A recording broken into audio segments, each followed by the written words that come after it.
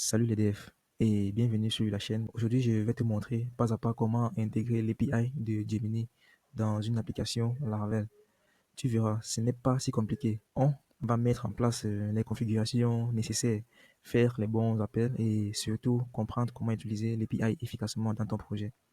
Alors, reste jusqu'au bout parce qu'à la fin, tu auras tout ce qu'il faut pour tester Gemini directement dans ton projet Laravel. C'est parti. Eh bien, pour commencer, là, on va aller sur le repo GitHub de Gemini qui donne accès aux développeurs PHP de pouvoir intégrer Gemini dans leur application PHP. Donc, simplement, on va aller sur la plateforme Gemini, PHP API, et on va valider. Et vous voyez que vous allez trouver un lien, et là, GitHub, Gemini API, PHP Clients. Donc, on va choisir cette option-là. Donc, une fois sur la page GitHub de Gemini pour PHP, on va simplement scroller en bas et on voit bien que la plateforme est tellement bien documentée, donc on n'aura pas trop de mal à s'y faire. Eh bien, ici, je vous invite à créer votre projet Laravel si vous ne l'avez pas encore fait. Bon, pour ma part, j'ai déjà mon projet Laravel qui est prédéfini. Donc, la seconde étape à faire, c'est d'installer le plugin dans mon application Laravel. Eh bien, pour le faire, il y a une commande qui a été mise sur pied, qui est celle de Composer Require Gemini API PHP Clients. Donc, on va simplement copier cette commande-ci et se rediriger vers notre projet. Donc, je vais ouvrir mon projet dans mon invite de commande. Pour ma part, j'utilise Git. OK.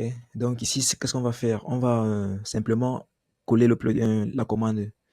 Donc, on va coller la commande qu'on vient de copier, qui est Composer Require Gemini API PHP Clients. Donc, on va valider.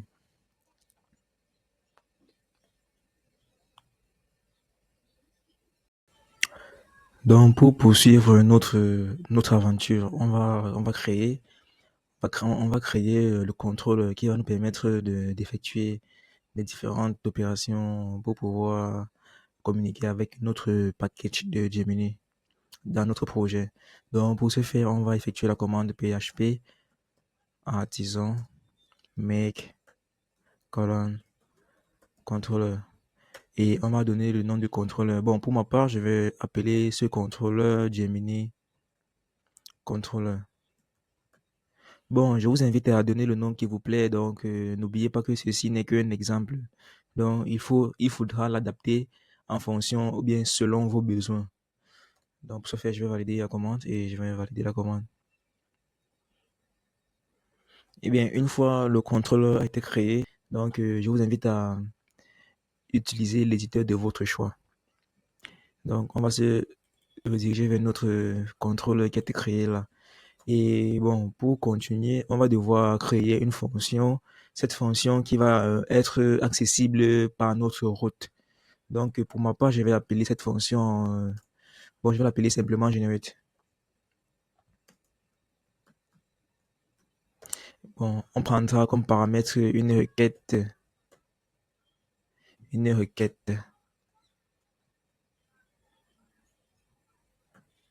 So, on dit request generate. Et bon, pour le code de la fonction, on va faire un try et un catch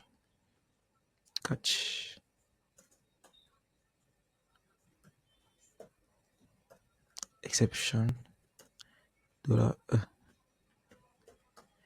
Eh bien, ceci c'est pour prévenir des erreurs lors de l'exécution de notre code dans les erreurs côté serveur. Donc, on va retourner un response sur le format JSON. Et comme contenu de réponse, on aura d'abord un statut. Statut qui serait égal à quoi? C'est tout simplement égal à false. Pour nous dire comme, on va dire, il y a eu une erreur côté serveur. Donc, la requête n'a pas pu être exécutée côté pour communiquer avec notre package de Gemini. Et comme message, on va simplement dire get message.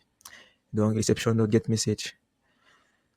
Et maintenant, pour le corps de notre fonction, premièrement, on va devoir valider notre requête. Bon, dépendant de vos objectifs, il est important de, il est important de spécifier le type de requête que vous souhaitez avoir. Bon, pour ma part, je prendrai en paramètre le prompt que le user va entrer. C'est-à-dire quoi? Le user va donner un prompt à notre application dans la mesure où il va dire, OK, donne-moi tel code, bon, ou bien donne-moi tel élément. OK. Et maintenant, nous allons récupérer ce prompt-là et nous allons le passer à notre IA Gemini qui va nous donner une réponse et nous allons traiter la réponse là et l'envoyer vers l'utilisateur. Donc, premièrement, nous allons devoir valider. On va déclarer un validator qui va être égal à quoi? Égal à request all.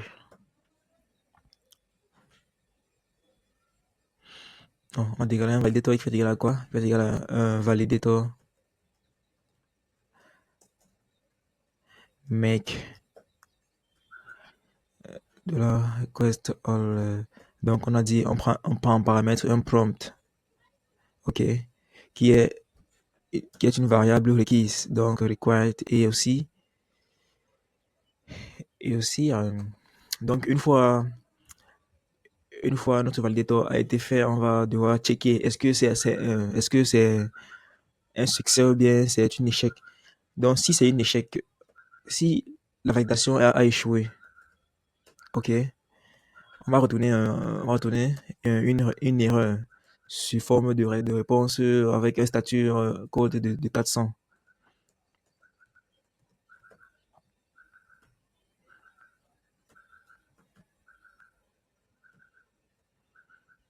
Status equals to false. Et le message va être égal à quoi? Validator errors. Donc, on va simplement afficher les erreurs qui ont surgi lors de la validation. OK. Une fois ceci est fait, donc ça veut dire que cela veut dire que si la validation est parfaite, donc si le user entre un prompt, eh bien, ça va nous rediriger. Bon, on va, on va éviter d'exécuter ce code-ci et on va entrer dans l'implémentation de notre code Gemini. Donc, pour ce faire, nous allons repartir sur la documentation de notre code Gemini. Et comme vous pouvez bien le voir, on a premièrement, en fait, on doit premièrement définir un client. Un client. Ce client prend en paramètre la clé, dans la clé d'API. Et pour ce faire, pour créer une clé d'API, nous allons partir sur Google AI Studio. Bien sûr, la plateforme de Google AI Studio, il y a cette option-là qui nous permet de créer une API key. Bon, pour ce faire, on a premièrement besoin d'un projet cloud, vu que on crée une API dans un projet cloud. Donc, pour ce faire, je vous invite à suivre cette étape. Donc, on va partir sur Google Cloud, Google Cloud Console.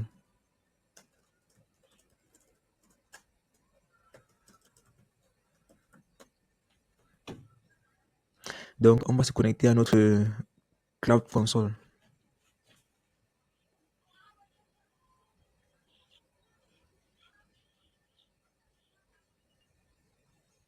Eh bien, je vous invite à ne pas suivre cette étape si vous avez déjà un compte ou bien si vous avez déjà un projet cloud. Donc, vous pouvez directement utiliser le projet existant dans notre Google AI Studio.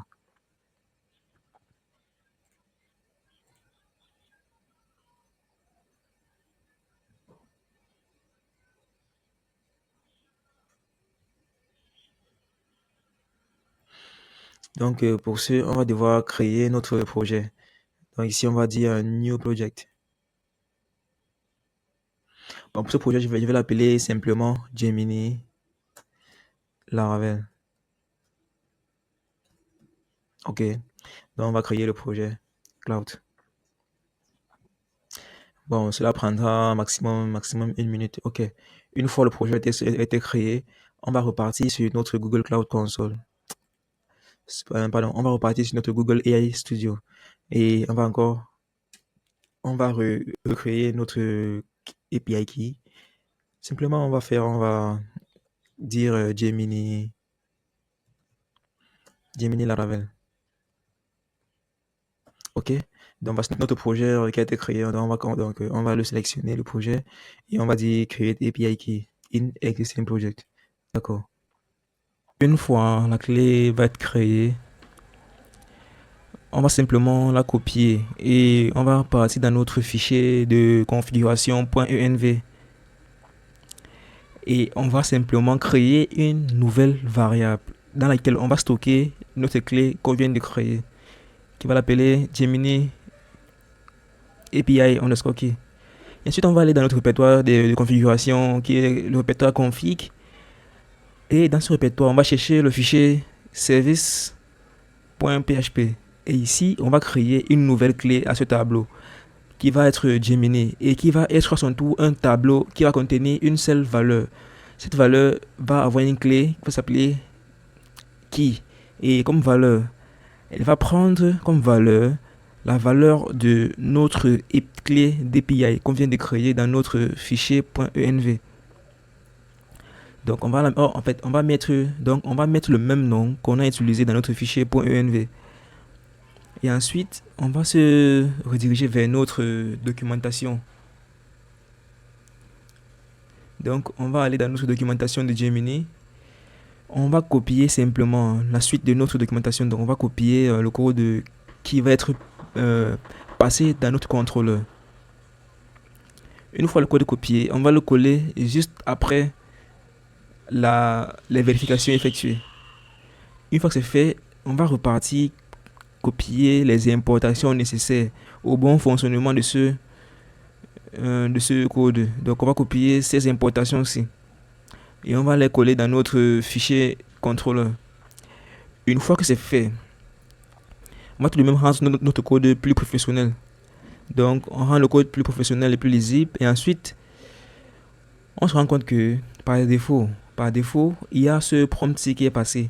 Donc on va le remplacer par notre prompt qui vient de notre requête.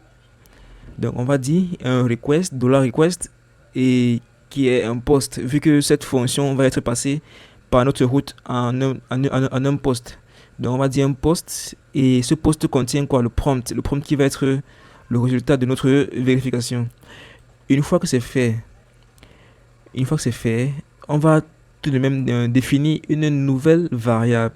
Cette variable va contenir la clé qui vient du fichier de configuration config. Donc on va dire config entre parenthèses, on va dire services.gemini.key. Donc ça va retenir simplement la valeur de notre clé et on va la remplacer dans notre objet client. Donc on va remplacer la clé à ce niveau API key. Une fois que c'est fait, tout de même on va rendre notre réponse plus professionnelle. Donc on se rend compte que Gemini va nous retourner, en utilisant son modèle, utiliser actuellement le modèle qui est le modèle Gemini Pro, va nous retourner une réponse. Et on va essayer de retourner le texte qui provient de cette réponse-là. Donc pour ce faire, on va faire un return de response sous le format JSON. Donc simplement on va taper response et cette réponse va être retournée sous le format de JSON. Donc on va dire un JSON. Donc cette réponse JSON va prendre en paramètre quoi? Tout d'abord, il nous faut un paramètre qui va être le statut de la réponse, qui va être un succès true. Et ensuite, un message. Donc, ce message est aléatoire, dépendant de vous. Bon, pour cet exemple, on va dire, le message va être du genre, on va dire, votre appel est un succès. Bon, pour dire que le prompt ou bien l'appel du prompt a été effectué avec succès. Une fois que c'est fait, on va maintenant retourner notre texte qui provient de Gemini dans un paramètre. Et ce paramètre va être appelé data. Donc data va simplement être la valeur de notre texte qui est retourné du modèle Gemini. Donc une fois que c'est fait, on va le mettre dans un tableau Et ensuite, on va définir un statut pour cette réponse-ci. Donc, vu que c'est une réponse succès, donc c'est un succès, on va dire un statut code de 200. Donc, une fois que c'est fait, maintenant, il nous faut créer une route pour faire appel à cette fonction-ci. Donc, on va se rediriger vers notre répertoire de route. Et une fois dans le répertoire de route, on se rend compte que eh bien, le fichier API.php n'est pas accessible. Donc, on va devoir l'installer. Vu que dans les versions récentes de Laravel, il n'est pas accessible, donc il faut l'installer. On fait un PHP artisan install 2.API. Donc, on peut bien constater que notre API vient d'être installé et on va se rediriger vers notre répertoire des routes et on voit bien que le fichier API a été créé. Donc, ici, on va devoir créer notre route. OK? Et pour cette route, on va mettre un post et on va l'appeler generate. Et on va dire Gemini controller generate. OK.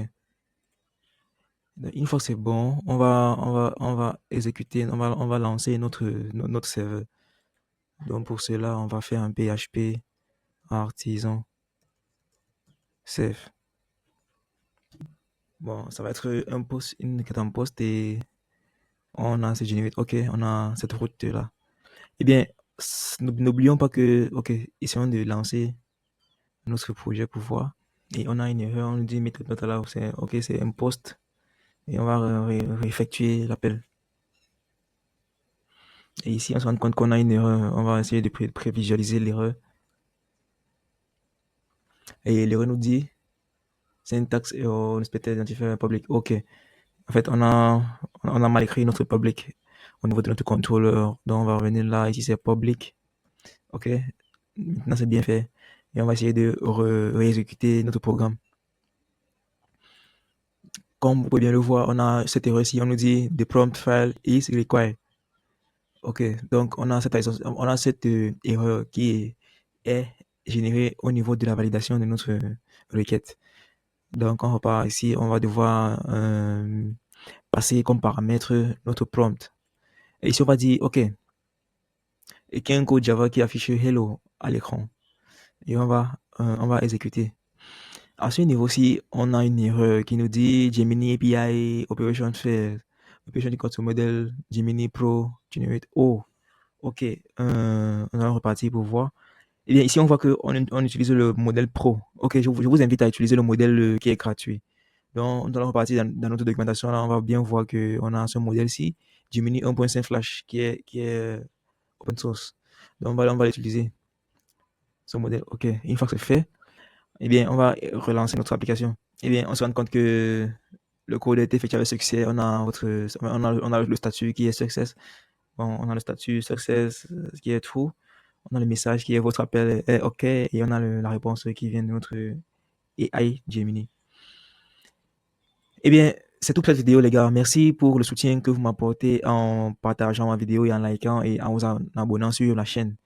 Et n'oubliez pas de me laisser en commentaire vos différents blocus. Je serai vraiment open ou bien je serai vraiment ravi de vous aider dans votre processus de développement.